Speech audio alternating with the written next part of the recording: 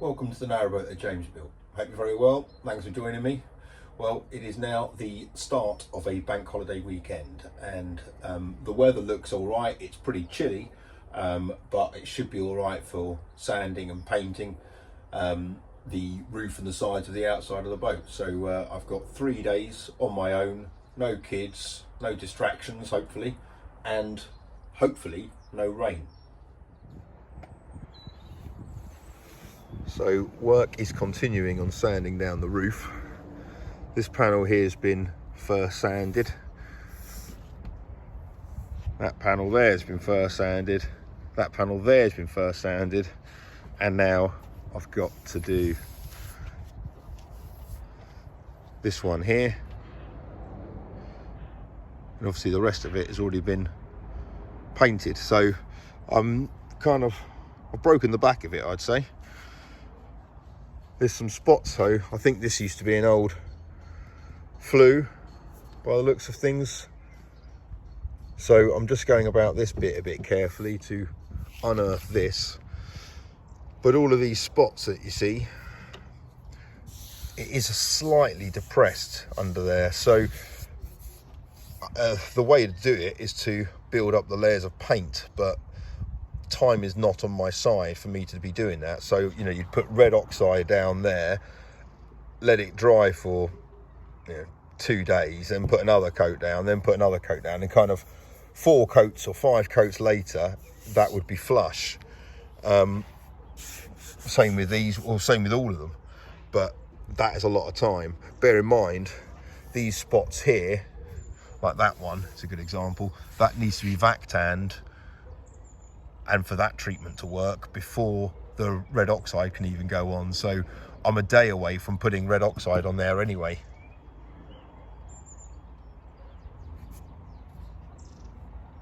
So just continue as I am, going through 1 sheet of 80 grit sandpaper every 3 minutes. That chap there is Mark, and he just popped over to drop off a bag of logs.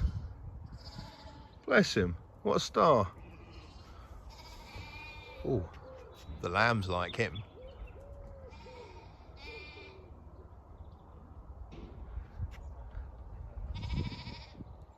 Cheers, Mark. Nice bag as well. Well, it's now had its first sanding.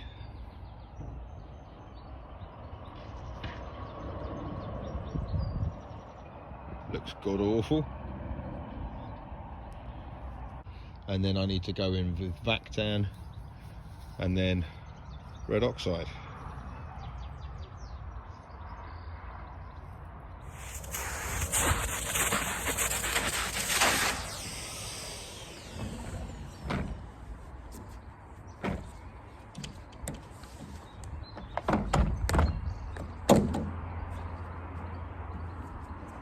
So now I've sanded down, or first sanded the whole of the roof now, which feels pretty good to have done that. I'm now going to treat some of the rust spots with a little bit of Vactan. Obviously you'll remember I use this on the surface of the hull to treat the rust. And this needs, kind of a good few hours to go off. Probably overnight, and so I need to put this on those spots before I can even think about putting red oxide down on the roof.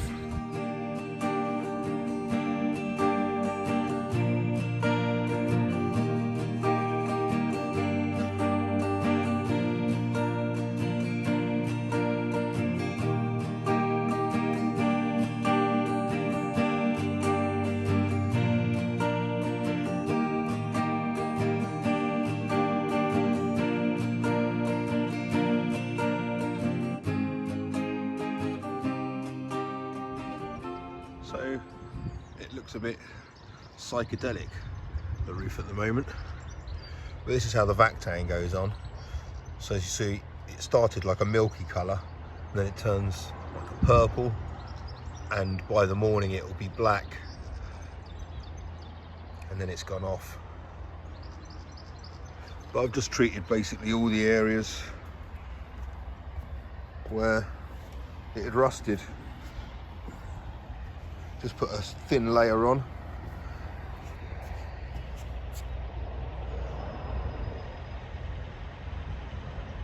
And that'll work a treat.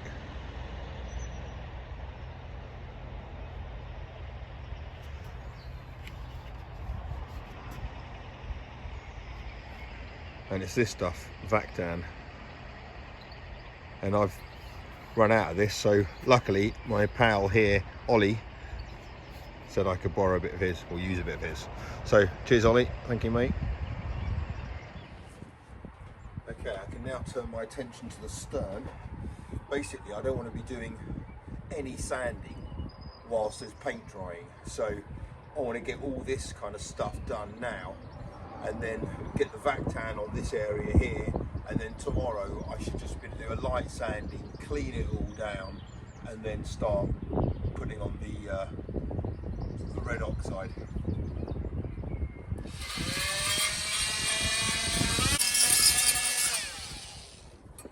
The truth is I'm not going to get a very nice finish along here because there's all this bits coming off, there's these things hanging up, that one's all bent over and knackered.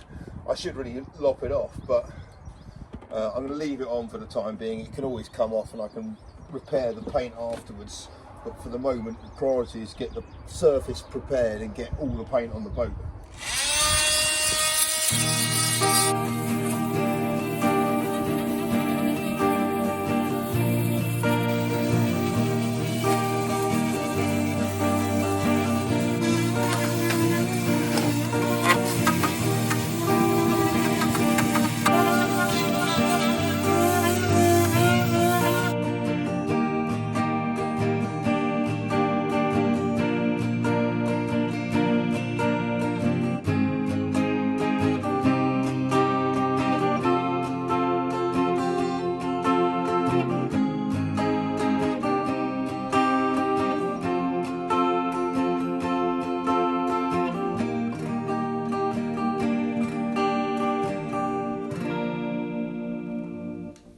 Definitely feels good to have got the main bulk of the sanding on the roof and the stern done.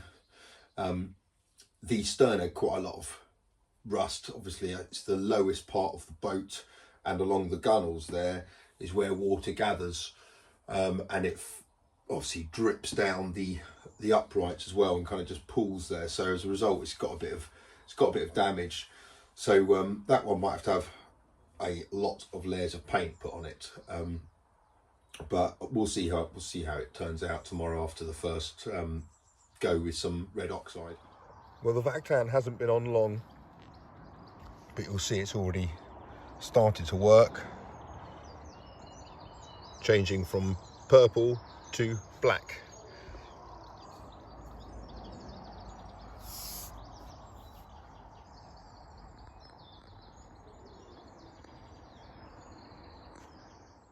Well, Mark, that is most certainly the neatest pile of chopped logs I've ever seen. Thank you so much. That'll keep me going for a bit. Cheers, pal.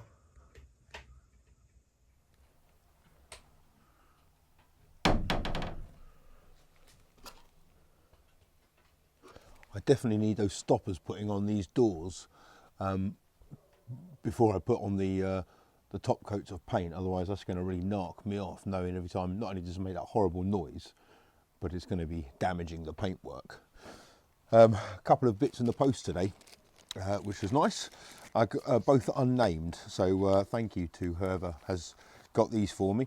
There is a laying off brush, so it's a wider, thinner brush, purely just for laying off, so the upward strokes like that. So that's really good. Thank you so much for that. And then some filling blades, obviously for doing the filling with that Fat Boy car body filler, whatever it's called, Big Boy car body filler, which actually this comes in perfect timing, because tomorrow morning when the Vactan's gone off on the roof, if you remember the little bit around the old flue from where the chimney used to be, that needs a bit of that Fat Boy stuff putting in there and making good, and I can use that for this, so that's really good.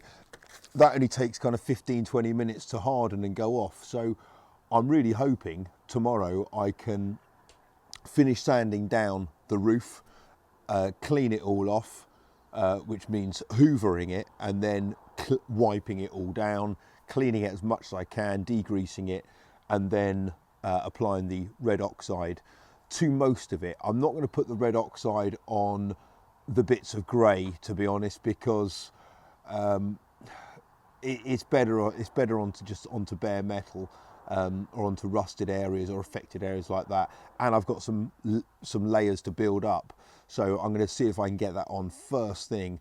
And then once it's gone off a little bit, I mean, I don't have to wait 24 hours at all. I just need it to be hard enough for me to put more on, and therefore just make a thicker coat, really. So that's what I'm going to try to do. So I'm going to try to get onto the roof for about 5 o'clock tomorrow morning and start doing that. And really, by the plan of the end of tomorrow, is I want the whole thing to have been red oxided on the top, on the stern and all of that area, to be basically finish all the red oxide, and then hopefully on one of these sides, most likely the side by the jetty, to start putting on the undercoat onto this, onto these sides, which will entail sanding these back a little bit, just with a bit of 240 grit or 320 grit, something like that, just to take off any just the surface layer of paint, basically, to smooth out any little lumps, and then I can go on with the undercoats. So that'll be the plan tomorrow. I've also got to go to the Chandler's tomorrow, so that'll be a fun exercise. But yeah, that'll be the plan, really, to finish the red oxide, get the undercoats on. Then by Sunday, I can hopefully get the other side and the roof done in terms of undercoat. And then Monday, second coat of undercoat. So it's unlikely I'm going to be able to get the top coat on, but we'll see how we go. Weather-wise, it does look all right this weekend, although it's going to be a bit chilly, so it might not be ideal for the paint to go off that quickly. So, but I'll see how it goes. If it means that I have to wait a week or whatever to do the top coat, then so be it. It's not the end of the world. And so the other thing I want to do this weekend is to finish the fireplace, and by that I mean putting the oak cladding on it. So obviously all the painting stuff I can do in the daytime, or I can only really do in the daytime. So, but at night it's obviously too cold to do anything. So I've got some stuff to crack on with inside the boat, which is nice. So yeah, that'll be one of the plans for, well, probably tonight and tomorrow night, really, to get that fireplace finished. And then, well, there's a few other little bits and pieces to crack on with inside the boat tonight. I've got some electronics, and I'm probably going to do just a little bit on that later on tonight, or early hours of the morning or something, because I do need your advice on it. Basically, it's not really electronics as such. I got more lights for the boat because, as you know, I ran out. So I've got some more, although really irritatingly, I didn't buy enough. I bought another 6 and I need another 8, so that's really knocked me off. I've got the undergunnel lights, which I'll show you, but I've also got an amp. And I don't know if anyone, I think there's a few people who watch this that know a thing or two about music. And my plan is to make the dinette, not the whole thing an amp, obviously, but basically to rip apart an amp and put it into a dinette, and then I can plug my guitar straight into the dinette. I know what some people are thinking, well, if you sell the boat, they're not going to want a dinette stroke amp. That may well be the case. I don't really care, to be honest. I want it, and that's what it's going to be. And I think it will be good. I'm not going to have it in an area where it's going to be like the first thing you see in the boat. That's going to be crazy. But it can be tucked away on the side opposite the other hatch. That's where the loudspeaker will be. And then I want the gubbins on this side here, and basically a jack to plug my guitar into. Yeah, that would be good. So I'll do something on that later, so I can get your thoughts and ideas on that, or whether it's even possible or not. Of course it is. Everything's possible. Right, until later, take care. Bye-bye.